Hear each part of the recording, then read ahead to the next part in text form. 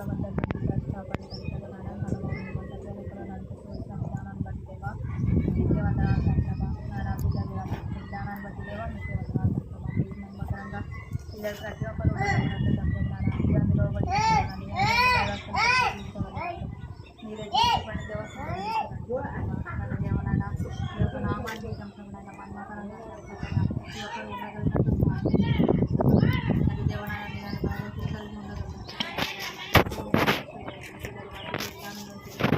మీరే నటించి స్వభావం నుండి చెప్తున్నాను. మీ యొక్క ఉన్నతమైనటువంటి ఆలోచన తగ్గినంత వారి జీవితాలు వారు మర్చుకునే విధానంలోకి దేవ మీరే నడిపించగలుగుతాం.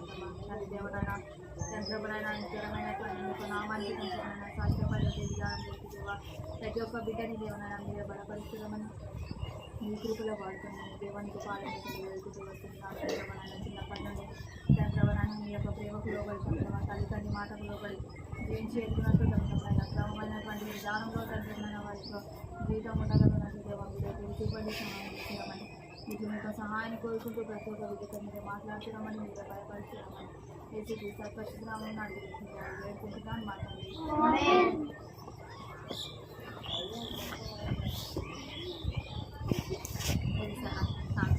కూర్చొనేవాడు కదా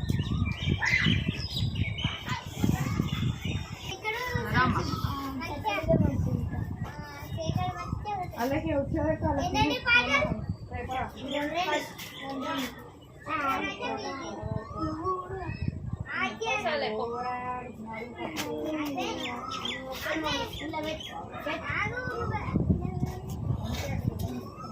లేవండ్రా లేవండ్రా అయిపోయింది పని అయిపోయిందా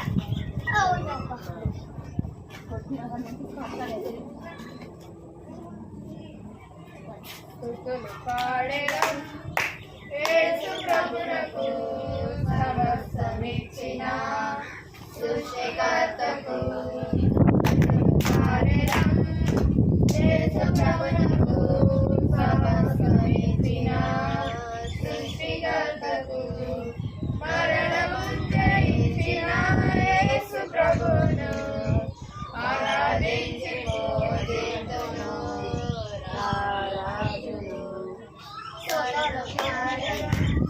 యేసు ప్రభువుకు సమస్తమిచ్చిన సృష్టికర్తకు చూడనే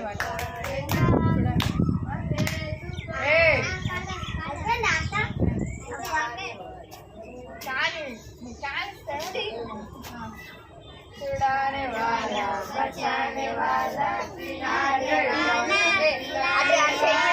बोल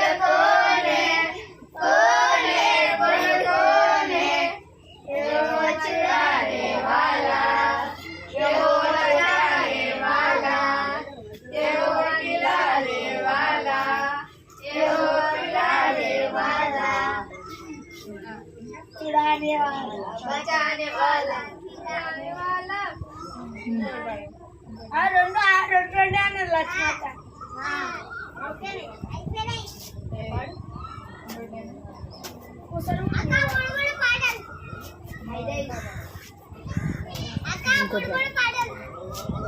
చక్కని బాబు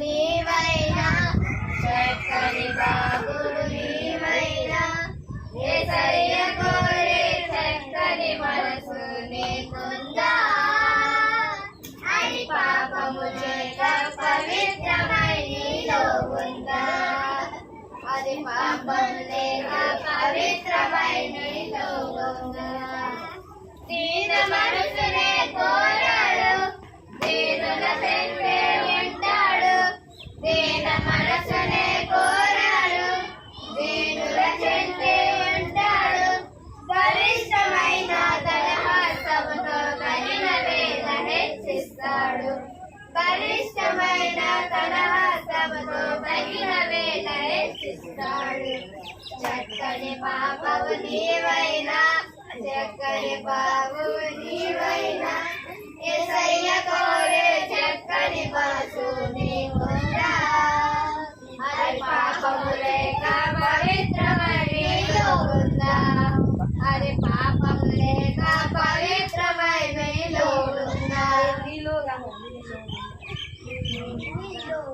అంటే చాలా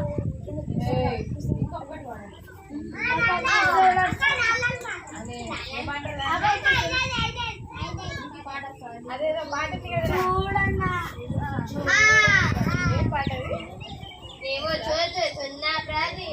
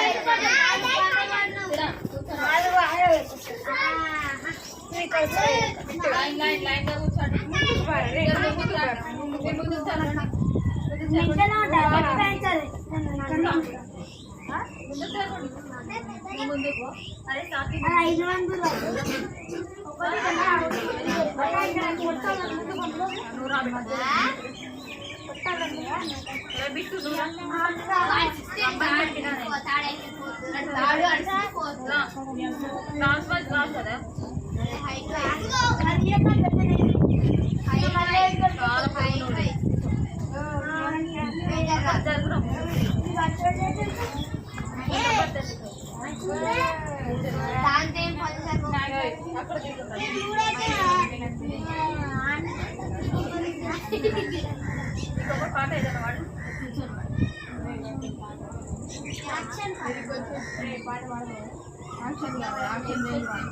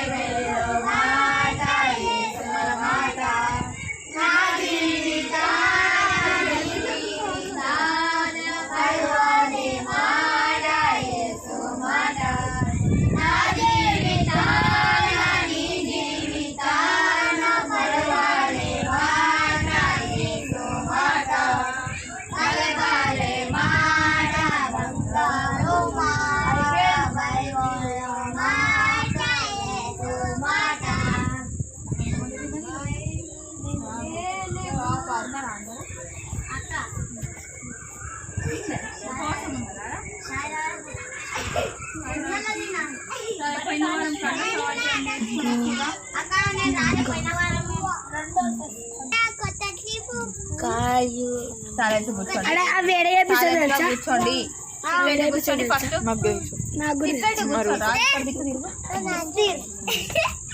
ఫస్ట్ మనము సృష్టి గురించి చెప్పుకున్నాం కదా. సృష్టి గురించి చెప్పుకున్న తర్వాత దేని గురించి చెప్పుకున్నాము? ఆదాము హవ్వ గురించి చెప్పుకున్నాం కదా. ఆదాము హవ్వని ఎవరు సృష్టించారు? దేవుడు సృష్టించుడు కదా. దేవుడు ఆదాము హవ్వని సృష్టించిన తర్వాత ఆదాముకి హవ్వకి పుట్టినటువంటి కుమారులు కయ్యీను హేబేలు. కయ్యీను హేబేలు చిన్న కుమారుడు, తమ్ముడు. అయితే ఈ కయ్యీను హేబేలు ఇద్దరు కుమారులు ఈ ఆదాము హవ్వకి దేవుడు ఇచ్చి. కయ్యీను హేబేలు ఇద్దరు అన్నదమ్ములు. కయ్యీన్ అంటే పెద్దవాడు, హేబేల్ అంటే చిన్నవాడు. ఈ చిన్నవాడు ఈ హేబేలు కయ్యీన్కి ఏమవుతాడు? తమ్ముడు అవుతాడు. కయ్యీను హేబేల్కి ఏమవుతాడు? అన్న అవుతాడు. కయ్యీను హేబేల్కి అన్న, హేబేలు కయ్యీన్కి తమ్ముడు అవుతాడు అన్నమాట. అయితే ఈ కయ్యీను ప్రతిరోజు ఏం చేసేవాడు అని అంటే పొలంలో పని చేసుకుంటూ ఉండేవాడు అనమాట. ఏం చేస్తూ ఉండేవాడు? పొలంలో పని చేస్తూ ఉండేవాడు అనమాట. అయితే ఇతను ప్రతిరోజు పొలానికి వెళ్ళి ఏం చేస్తాడు? పొలంలో ఏదో ఒక పంట పండిస్తూ ఉంటారు కదా.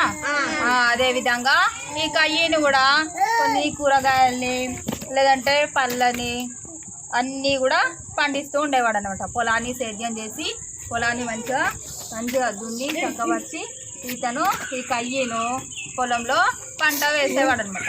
పొలాన్ని సేద్యపరిచి పొలం పంట పండించేవాడు.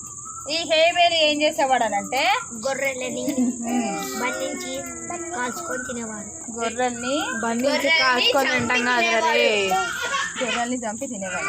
గొర్రెల్ని మేపేవాడు రా, చంపి తింటావేంద్రా?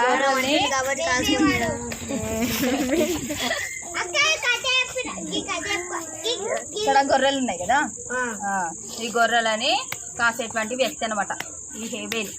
అయితే ఈ హేబేలు ఏమో గొర్రెల్ని చూస్తూ ఉంటాడు, కాపు కాస్తూ ఉంటాడు. కయ్యీను పొలం పనులు చేస్తూ ఉంటాడు అనమాట. అయితే ఈ హేబేలు కయ్యీను ఇద్దరు కూడా ఈ విధంగా పొలంలో పని చేసుకుంటా ఉంటారు.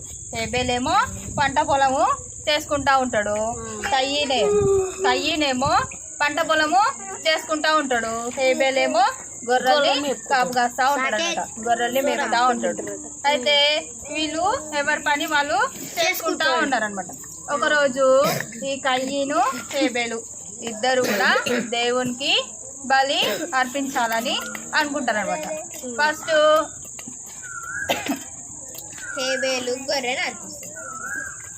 కయ్యీను పెద్దవాడు కదా. అయితే ఈ కయ్యీను తన పొలంలో ఉన్నటువంటి పంటను కొంత తీసుకొని వచ్చి దేవునికి అర్పించాలని తీసుకొని వస్తాడు అనమాట కయ్యీను. ఈ హేబేలు ఏం చేస్తాడు?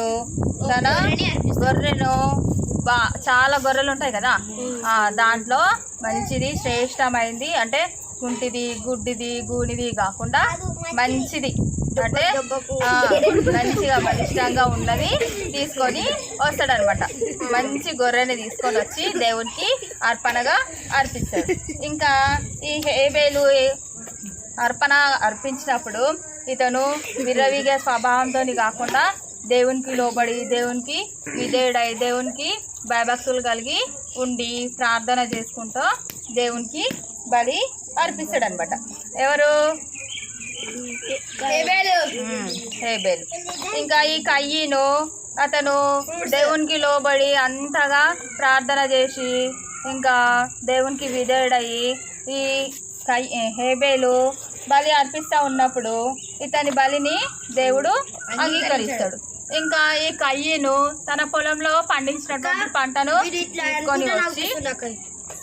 తీసుకొని వచ్చి అర్పిస్తాడు కదా, ఇతను కూడా బలిని అర్పిస్తాడు కదా. ఇతని బలిని దేవుడు అంగీకరించాడు. ఇతని బలిని దేవుడు అంగీకరించకపోయేసరికి ఈ కయ్యీన్కి హేబేల్ మీద చాలా కోపం వస్తుంది. ఇప్పుడు మీ ఇంట్లో మీ మమ్మీ డాడీ మీ అక్కని బాగా చేసి మిమ్మల్ని ఊరికే తిడతా ఉన్నారు అనుకోండి, అరే విద్వేషాలు వెయ్యకరా మంచిగా ఉండరా ఊరికి అరవకరా అని అంటా ఉన్నారనుకోండి. అప్పుడు ఏం చేస్తావు? మీకు బాగా కోపం వస్తుంది కదా అక్క పైన, వస్తుందా రాదా?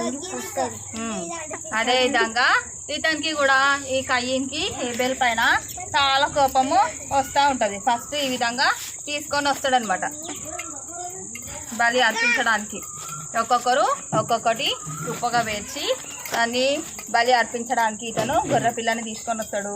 ఇతనేమో తన పంటలో పండించినటువంటిది తీసుకొని వస్తాడు. ఆ విధంగా తీసుకొని వచ్చిన తర్వాత ఈ విధంగా దేవునికి బలి అర్పిస్తూ ఉంటారు అనమాట ఇద్దరు. ఇక్కడ హేబేల్ అర్పిస్తాడు, ఇక్కడ కయ్యను అర్పిస్తూ ఉంటాడు అనమాట. కనిపిస్తుందా అందరికి? అయితే ఇద్దరు అర్పిస్తూ ఉన్నప్పుడు ఈ హేబేలు అర్పణని దేవుని అంగీకరిస్తాడు, కయ్యను అర్పణని దేవుడు అంగీకరించాడు. అయితే ఇంకా అంగీకరించకపోయేసరికి ఈ కయ్యన్కి హేబేల్ పైన చాలా కోపం వస్తుంది. ఎవరిపైన? హేబేల్ పైన కయ్యన్కి చాలా కోపం వస్తుంది. కోపం వచ్చేసరికి ఒకరోజు అతను ఏం చేస్తాడు అని అంటే చంపడానికి ప్రయత్నిస్తాడు. ఎవరు?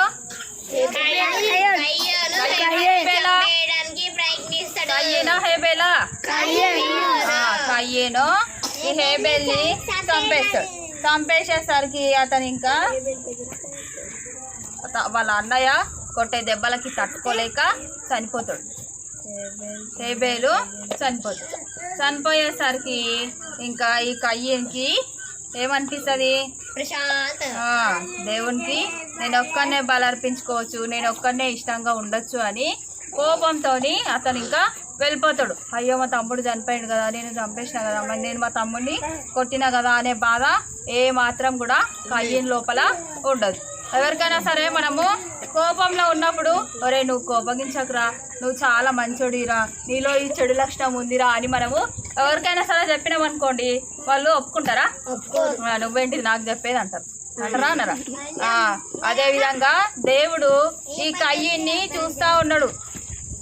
హేబేల్ని తిడుతూ ఉన్నప్పుడు, హేబేల్ మీద అసహించుకున్నప్పుడు, హేబేల్ని కోపగించుకుంటున్న ప్రతి సమయంలో కూడా ఎవరు చూస్తున్నారు? ఏసయ్య చూస్తూ ఉన్నాడు.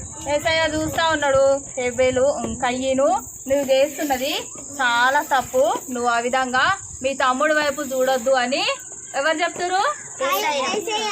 ఏసయ్య కయ్యన్కి చెప్తా ఉన్నాడు. చెప్తా ఉన్నా కూడా ఈ కయ్యను దేవుని మాట వినిపించుకోవట్లేదు, ఎవరు చెప్పినా కూడా వినిపించుకుంటలేదు. కానీ ఈ కయ్యను మాత్రము ఏ విధంగా రాక్షసంగా అయిపోయాడు. మొత్తం ఏ విధంగా అయిపోయాడు? రాక్షసంగా అయిపోయాడు.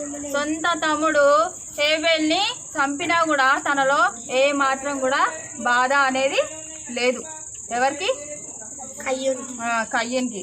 ఒకవైపు దేవుడు చెప్తా ఉన్నాడు, కయ్యను నువ్వు చాలా తప్పు చేస్తున్నావు, ఆ విధంగా చెయ్యొద్దు, నువ్వు చెడుగా ఆలోచించొద్దు, నీ తమ్ముడిని ఏమనొద్దు హేబేల్ కయ్యను అని చెప్తా ఉంటాడు దేవుడు. కానీ ఇతను మాత్రము ఎవరి మాటకు లోబడ్డాడు? సాతాన్ మాటకు లోబడ్డాడు. హేబేల్ని చంపేసిండు. హేబేల్ని చంపేసి ఇంకా అతను ఫోటో పైకెత్తు. హేబేల్ని చంపేసి ఇంకా అతను దేవునికి పశ్చాత్తాపడ్డా. అప్పుడు కూడా దేవునికి లోబడి జీవించలేకపోయాడు. ఇంకా దేవుని మాటకు వ్యతిరేకంగానే ఉంటూ వచ్చిండు. ఈ హేబేలు ఈ కయ్యను హేబేల్ని చంపినప్పుడు హేబేలు రక్తము దేవునికి మొరపెడతా ఉంది. ఏమని మొరపెడుతుంది? దేవా నన్ను అన్ని క్షమించు,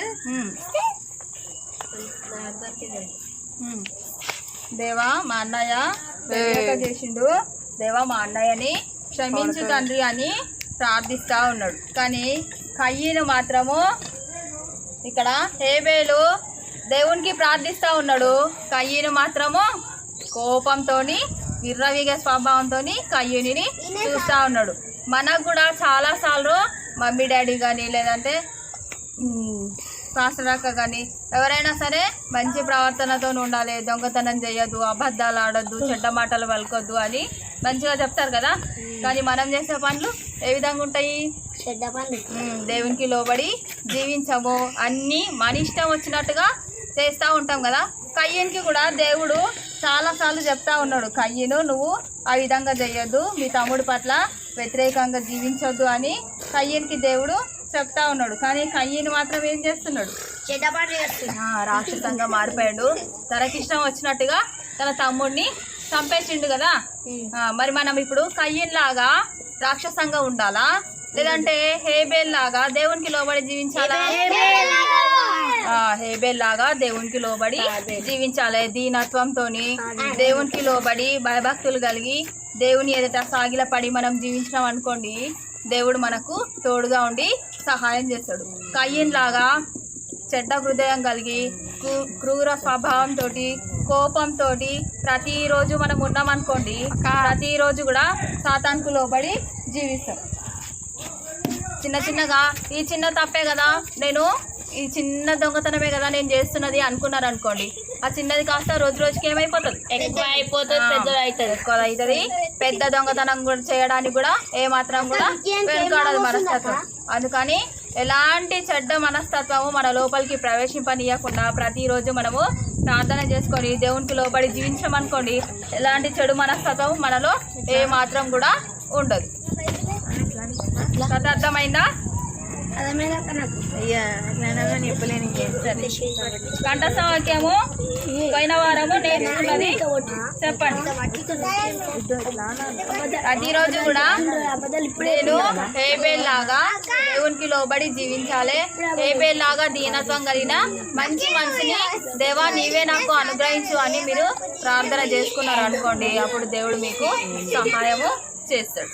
పోయిన వారము కంఠస్థ వాక్యం ఏం నేర్చుకున్నారు? రండి ఒక్కొక్కరు చెప్పండి.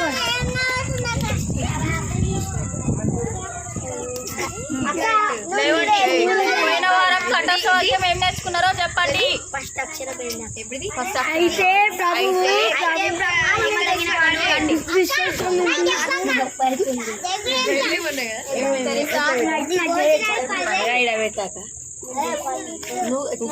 మాట్లాడకండి.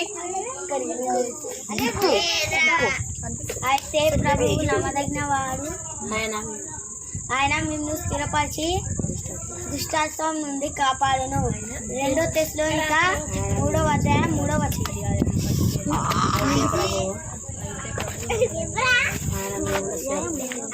అయితే ప్రభువు నమ్మదగిన వాడు దుష్టాత్వం నుండి కాపాడును. 2 తెస్సలోనిక 3:3 తప్పు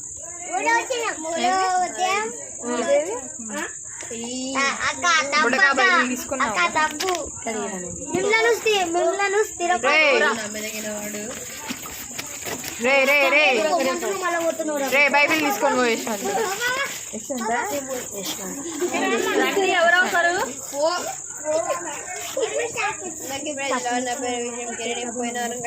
చెప్తున్నాను. అయితే మిమ్మల్ని అయితే ప్రభువు నమ్మదగిన వాడు, ఆయన మిమ్మల్ని స్థిరపరచి దుష్టత్వం నుండి కాపాడు. 1 తెస్సలోనిక 3:3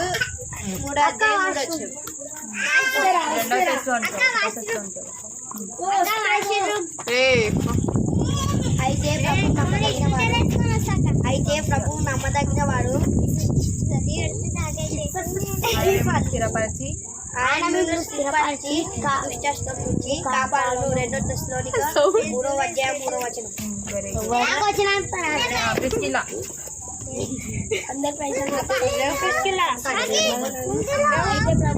మాట్లాడదురా. ఆయన మిమ్మల్ని స్థిరపరిచి దుష్టత్వం నుండి కాపాడును. 2వ అధ్యాయం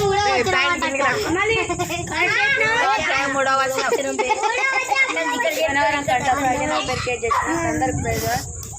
అయితే ప్రభు నమ్మదగిన వాడు, ఆయన మిమ్మల్ని స్థిరపరిచి దుష్టత్వం నుండి కాపాడును. 2 తెస్సలోనిక 3:3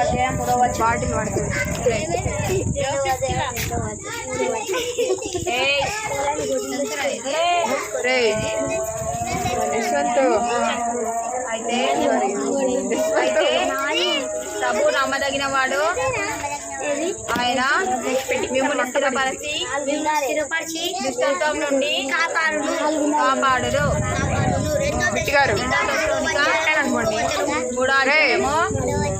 మూడో వచనము.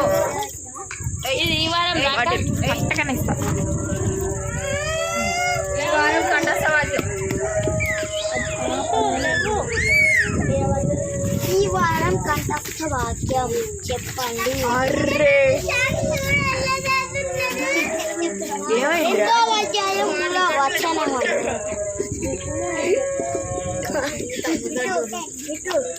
రెండవ అధ్యాయంలో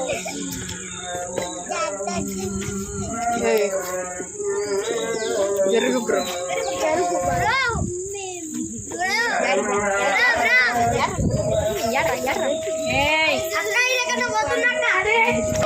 నన్ను గద్దింపకము,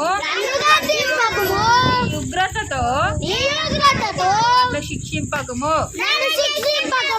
యెహోవా నీ కోపం చేత నన్ను గద్దింపకము. యెహోవా నీ కోపం చేత నన్ను గద్దింపకము. నీ ఉగ్రతతో చెప్పు, ముందు కూర్చున్నావు. నీ ఉగ్రతతో నన్ను శిక్షింపకము. యెహోవా నీ కోపం చేత నన్ను గద్దింపకము. నీ ఉగ్రతతో నన్ను శిక్షింపకము. యెహోవా నీ కోపం చేత నన్ను గద్దింపకము. నీ ఉగ్రతతో నన్ను శిక్షింపకము. కీర్తనలు 6వ అధ్యాయము 1వ వచనము. కీర్తనలు 6వ అధ్యాయము 1వ వచనము. యెహోవా నీ కోపం చేత నన్ను గద్దింపకము. నీ ఉగ్రతతో నన్ను శిక్షింపకము. ఈ కంఠస్థానం వచ్చే వారము నేర్చుకొని రండి, సరేనా? కీర్తనలు ఎంత? తర్వాత 6వ అధ్యాయం 1వ వచనం. 6 కీర్తన 6వ అధ్యాయము 1వ వచనము అని చెప్పాలి. 1, 2. సరే, ప్రార్థన చేసుకుందాం. కళ్ళు మూసుకోండి. 1వ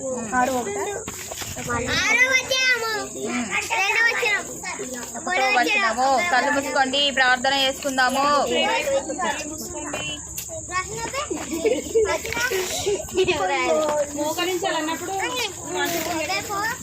అక్క 1 2 3 లెక్క పెట్టలో 1 2 3 అక్కడ మూసుకుంటాం.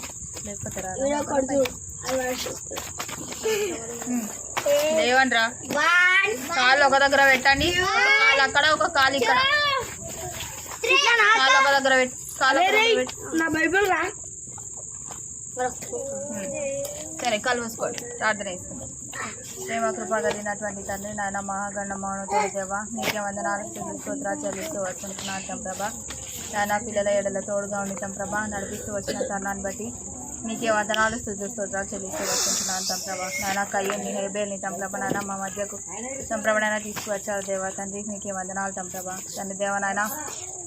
కయ్యూను వలె తంప్రభనైనా క్రూరత్వమైనటువంటి మనస్తత్వంతో మేము ఉండకుండా తంప్రభనైనా తండ్రి దేవనైనా. హేబేలు వలె తంప్రభనైనా దీన మనసుతో తగ్గించుకొని తంప్రభనైనా మీరే తంప్రభనైనా లోబడి జీవించే జీవితాన్ని తండ్రి మీరే తంప్రభనైనా మాకు తోడుగా ఉండి నేర్పిస్తురమ్మని దేవా నీకు పాదంలో చెంత వేడుకుంటూ వస్తుంటున్నాను తంప్రభనైనా. ప్రతి ఒక్క బిడ్డతో దేవా మీరే మాట్లాడుతూ రండి దేవనైనా, మీరే బలపరుస్తురండి తంప్రభనైనా. హేబేలు వలె తంప్రభనైనా తండ్రి దేవనైనా ప్రతి ఒక్కరు తాను తగ్గించుకొని తంప్రభనైనా నీ ఘనమైన నామాన్ని హెచ్చించే విధానంలోనికి దేవనైనా పిల్లల్ని బలపరచమని ప్రభనైనా నీకు ఘనమైన నామానికి ప్రభనైనా సాగిలపడి జీవించగలిగినట్లు దేవా ఒక చూపించండి దేవా నడిపిస్తురండి ప్రభా అని దేవనైనా మీ యొక్క నామానికి ప్రభనైనా హేయకరమైన పనులు చేయకుండా ప్రభనైనా తండ్రి దేవనైనా గొప్ప కార్యములు చేసే విధానంలోనికి దేవనైనా పిల్లల్ని నడిపించండి ప్రభా తండ్రి దేవనైనా చిన్నప్పటి నుండి ప్రభనైనా నీ అందు భయభక్తులు కలిగి జీవించగలిగినట్లు మీరే కృప చూపండి సహాయం చేస్తురామని తండ్రి నీ యొక్క పాదంలో చెంత వేడుకుంటూ వస్తుంటున్నాను ప్రభా తండ్రి దేవనైనా యొక్క చదువు విషయంలోనూ ఆరోగ్యం విషయంలోనూ తండ్రి నీకు దైవిక ప్రేమకు లోబడి జీవించే విధానంలోనూ తండ్రి ప్రతి అవసరత యందు దేవనైనా కుటుంబం విషయంలోనూ తండ్రి తన ప్రతి అవసరత యందు ప్రభనైనా మోకాలేసి ప్రభనైనా ప్రార్థించే విధానంలోనికి దేవా ప్రతి ఒక్క బిడ్డని మీరే నడిపిస్తున్నామని దేవా నీకు పాదంలో చెంత వేడుకుంటూ వస్తుంటున్నాను ప్రభా తండ్రి దేవనైనా మీరే కృప చూపించి ప్రభనైనా ప్రతి పరిస్థితి యందు మీరే బలపరుస్తున్నామని మీరే ముందంజంగా ఉండి నడిపిస్తున్నామని ఇట్లా మీకు సహాయాన్ని కోరుకుంటూ అడిగి బ్రతిమలాడి దేవా ఇంతవరకు మీరే తోడుగా ఉండి సహాయం చేసినందుకై హృదయమారాజ్ వందనాలు స్తుతులు స్తోత్రాలు చెల్లిస్తూ ఇక ముందున్న సమయాన్ని తండ్రి మీ యొక్క హస్తాలకు అప్పచెప్పుకుంటూ మమ్మల్ని మేము తగ్గించుకుంటూ నీ యొక్క ఘనమైన నామాన్ని హెచ్చిస్తూ ఈ కొద్ది స్థితి ప్రార్థన అటువంటి యేసుక్రీస్తు అత్పరిశుద్ధ నామం అడిగి బ్రతిమలాడి వేడుకుంటున్నాను మా తండ్రి అందరికీ అక్క దేవుడు వచ్చేద్దాం